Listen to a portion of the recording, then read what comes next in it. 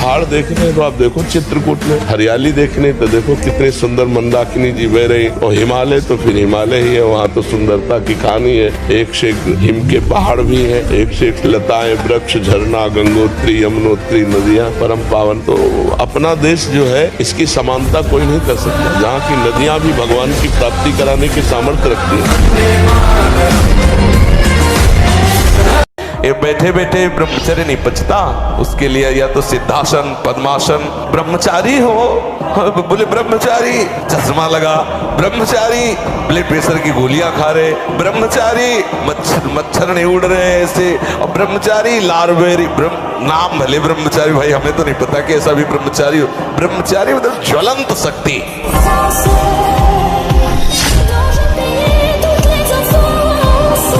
और ब्रह्मचर्य हमें तेजस्विता, स्मृति, बलवान और लक्ष्य पर चलने की योग्यता प्रदान करता है। आज हमारा समाज ब्रह्मचर्यहीन होता जा रहा है, इसीलिए लक्ष्य से भ्रष्ट हो गया है, इसीलिए वो नकारात्मक सोच वाला बन गया है। हिंसा, व्यभिचार, व्यसन उसके जीवन में बढ़ गए हैं। ब्रह्मचर्य एक अमोघ शक्ति है।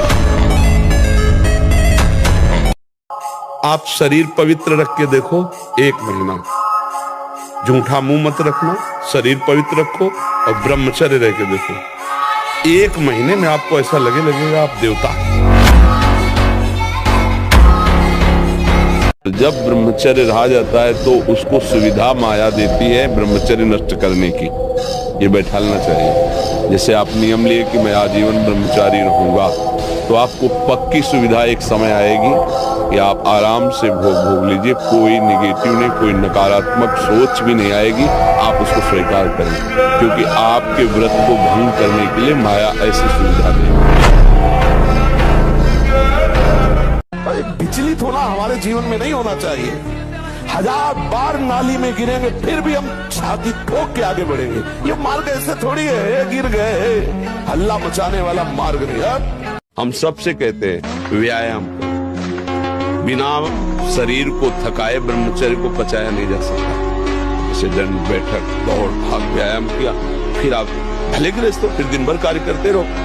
बलवान बनो, तुम दूसरों के आगे घुटने टेकने की जगह दूसरों को घुटने टेकवाओ। इतने भजन करो, इतना तप करो, इतने नियम में रहो कि दूसरा तुम्हारे सामने झुके, तुम्हें झुकने की जरूरत न पड़े। मीरा जी हलाहल जहर दिया गया, कुछ नहीं हुआ मीरा जी को। तो जहर देने वाले देवर को लगा कि हमें लगता है वैद्य मीरा पर कृपालु है, बुलाया उस वैद्य को और उस कटोरे को जिसमें भेजा गया था धो के पिला दिया, तत्काल मर गया। पूरा जहर मीरा पी गई और बलवर्धन हुआ, रात भर गिरधर के पदों का गायन करके नाचती रही। तो उनको आश्चर्य हुआ कि मीरा है क्या। अब देखो इसमें लिखा है, वीर ही हृदय को पुष्ट तथा कर्तव्यशील बनाता है, वीर से ही सर्वांग में जीवनी शक्ति संचालित होती है, वीर से ही मस्तिष्क शांत और विचार शक्ति संपन्न रहता है, वीर से ही निर्भयता आती है, वीर से स्वतंत्रता आती है, वीरवान साहसी होता है, दुर्गुण दुराचार्य भाग जाते हैं जो ब्रह्मचर्य रहते हैं। जब तक तुम्हारा काम पूरा ना हो जाए ब्रह्मचर्य से रहो। झूठ मत बोलना, मदिरा मत पीना, मांस मत खाना, और नाकाम हो जाए तो हमें बताना कि भारी से भारी विपत्ति का नाश करके भगवान श्री कृष्ण का आश्रय उसे ऊंचे उठा देगा, इस जगत की धरा से उठा देगा।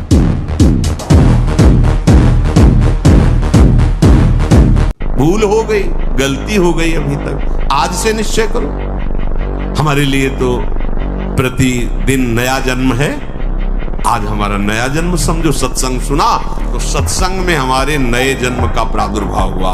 अभी तक जो हमारी गंदगी थी, पीछे के जन्म हम भूल जाते हैं। आज से इसी क्षण से हम नया जीवन अपना बनाते हैं, अध्यात्म मार्ग का जीवन बनाते हैं और ऐसा निश्चय करते हैं जो टूटे न। निश्चय में बहुत बड़ी सिद्धि है।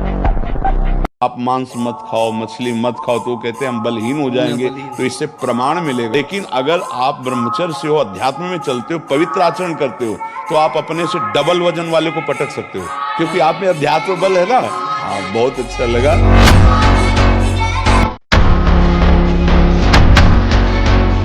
तो हम निराश तो कभी होएगा कि अब हमसे नहीं हो पाएगा, नहीं। जय बार सफलता मिले तय बार और उत्साह करके हम लगी रहे तो कभी न कभी सफल हो जाएंगे। इसलिए खूब भजन कीजिए, नाम जप कीजिए और भगवान से प्रार्थना कीजिए तो कभी न कभी तो सुन ही लेंगे।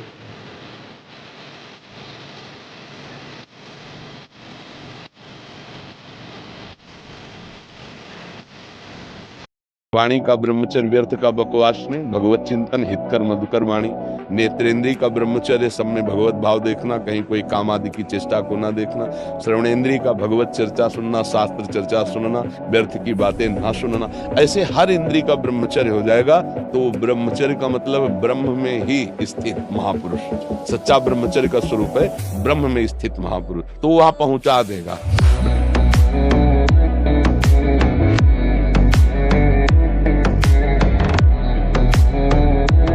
आप ये समझना, संयम में बहुत बड़ी ताकत है। अगर कहीं कोई ऊपर उठा है वो संयमी और अभ्यासी होगा। अगर हम उसको संचय करें और अभ्यास में बढ़ावें तो कुछ भी कर सकते हैं, कितना भी प्रवीण बन सकते हैं आप। वो तो एक चुल्लू जल में प्रसन्न होने वाले देवाधिदेव महादेव, उनकी पूजा में तो ज्यादा पैसा वाली सामग्री है नहीं। धतूर का फल, पकौड़े के फूल और गंगा जल एक अंजलि चढ़ा दो। जो कोई स्वीकार नहीं करता वो महादेव स्वीकार करके वो पद दे देते हैं जो दुर्लभ है। बड़े कृपालु हैं, आशुतोष हैं। बलवान 2 लीटर मठा और 8 रोटी पाए, बैल की जैसी ताकत। अगर बैल को नाक पकड़ के रोक ले तो वही खड़ा होगा। तो आज ट्रैक्टर से जोती है, कोई मेहनत लगती है। तो ये शरीर का हम लोग बहुत बुरी तरह से पतन कर रहे हैं। बड़ा कीमती शरीर है, हाँ, इसमें बहुत चेतना की आवश्यकता है। जैसे दाद होती है, उसे खुजलाओ तो अच्छा लगता है पर बाद में फबत जाती है। बस दाद जैसा सुख मिलता है उसको खुजलाने का, और उसी को सुख समझता है। अभी अज्ञानी है, जानता है नहीं। वो वीरपात जैसी भयानक मतलब वृत्ति उत्पन्न हो गई, अब उसको किसी दूसरे की जरूरत नहीं, तो अब वो उसे खिलवाड़ समझता है। ऐसे से बच्चे मिले जो दिन में 8-8 बार अस्तमैथुन करते हैं, और उन्होंने ऐसा सर्वनाश कर दिया। अभ्यास गलत किया है, कोई भी देवता तुम्हें नहीं बचा सकता। गलत अभ्यास किया है, अपना नाश स्वयं कर रहे हो, किसी देवता या किसी का दोष नहीं। काले कर्म ईश्वर मिथ्या दोष लगा। ये आचरण गंदे बंद करो बच्चा, नाम जप करो, सात्विक आहार करो, आधा घंटा दंड बैठक मारो, व्यायाम करो, दौड़ो, अभी सब ठीक हो जाएगा। जाते हैं 24 घंटे में तुम 24 मिनट हमें दे दो, सब ठीक होना शुरू हो। क्या 24 मिनट? ठीक 24 मिनट घड़ी से देख के राधा राधा राधा राधा, फिर आपके देखो अपने चित्त को प्रभु के नाम रूप में लगाइए। भोगों का चिंतन ही ना हो तो कोई परेशानी नहीं भोग त्यागने में। भोग त्यागने में इसलिए परेशानी है कि हमारा भोग चिंतन मुझे चैन से नहीं रहने देता। अंदर से देखिए, कोई भी भोग क्रिया होने के पहले उस भोग में तदात्म होता है और चिंतन होता है। क्रिया बाद में होती है, सब कार्य पहले हो जाता है चिंतन के द्वारा। अब चिंतन के द्वारा उससे जो सुखानुभूति हो रही, अब वो क्रिया में सुखानुभूति प्राप्त करना चाहता वो है नहीं। फिर क्रिया के बाद फिर चिंतन, फिर क्रिया, फिर चिंतन, दुर्गति को प्राप्त हो जाता है। चिंतन बदल गया, फिर क्रियाओं का कोई महत्व नहीं। ऐसे ही हम कमजोर हैं, एकदम पूरी ताकत लगा देते, फिर काम आया तो बोले अब जो आया वो करवा ले गया, अब हम क्या करें। ऐसे नहीं, पहले उसको रोकना सीखो। कमजोर पहलवान जानते हो क्या करता है? जब अखाड़े में जाएगा तो पूरी की पूरी ताकत तो 2 मिनट में दिखा देगा, फिर इसके बाद धम्म से नीचे गिर जाएगा। जोरदार पहलवान क्या करता है? पहले जाकर सामने वालों को केवल संभालता है, उसके हर दांव का काट मारता रहता, फेंकता नहीं। पहले उसको थकाता है, फिर जब देख लेता थक गया तब वो अपने दांव पे चढ़ा के मारता है, तो वो विजयी होता है। बहुत पॉइंट की बात है, ध्यान दीजिए। जो जितना अधिक नाम जप करेगा उसे उतनी अधिक भागवतिक शक्ति प्राप्त होगी। जितनी अधिक भागवतिक शक्ति प्राप्त होगी उतने अधिक निर्विकार होते जाओगे। सब कहते हैं हमें ये विकार, ये विकार, ये गिराने की जरूरत नहीं है, ताकतवर बनने की जरूरत है। ताकत है भगवान नाम जप। तुम्हें गुरु बना लिया, कोई ठेकेदार हो हमारे? आप ही कह रहे हो कि हमारे ठेकेदार हो क्या? वैसे ठेका तो लिया ही है आपके कल्याण। गुरु का मतलब क्या होता है? जो भगवत प्राप्ति करा दे। भगवत प्राप्ति कैसे की जाती है? तुम अंगुली मत छोड़ो। हमारी अंगुली क्या है? हमारे वचन। जो हम कह रहे हैं उस पे चलो। अगर नाचने न लगो तो कहना। हर समय मंत्राकार वृत्ति में। हाँ क्या है, उस सामने वाला बोलने के लिए